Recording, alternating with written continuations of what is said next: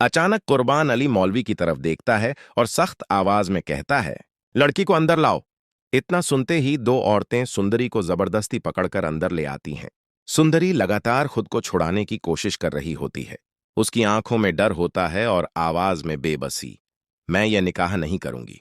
मैं मर जाऊंगी लेकिन यह निकाह नहीं होगा। मौलवी परेशान होकर कुर्बान अली की तरफ देखता है। कुर्बान साहब, यह जबरदस्ती कैसे हो सकती है? निकाह में लड़की की रजा जरूरी होती है।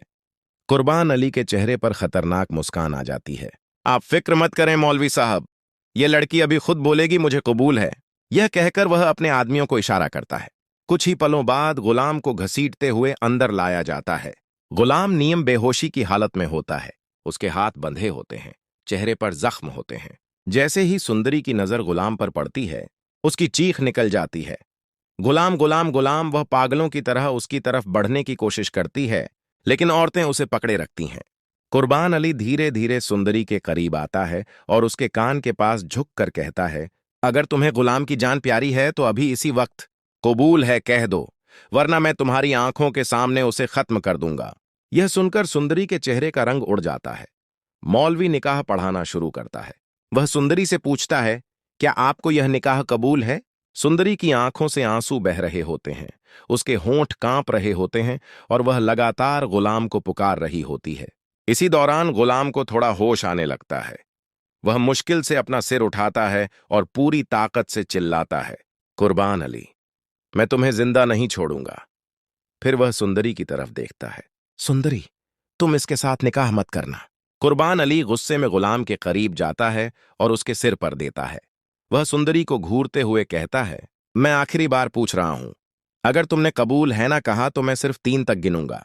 कमरे में सन्नाटा छा जाता है। कुर्बान अली गिनती शुरू करता है। एक सुंदरी की सांसें तेज हो जाती हैं। 2 गुलाम पूरी ताकत से रस्सियां तोड़ने की कोशिश करता है। 3 जैसे ही कुर्बान अलीगढ़ सीधी करता है, सुंदरी चीख कर कहती है, रुक जाओ, मैं तैयार हूं। मैं तुमसे निकाह करने के लिए तैयार हूं। यह सुनकर गुलाम जोर से चिल्लाता है, नहीं सुंदरी नहीं, तुम ऐसा हरगिज नहीं करोगे।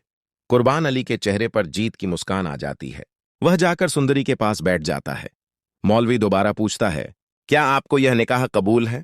सुंदरी रोते हुए हां कहने के लिए होंठ खोलती ही है कि अचानक धड़ाम, एक जोरदार लात दरवाजे पर पड़ती है। दरवाजा टूटकर खुल जाता है और अंदर दाखिल होता है बादशाह।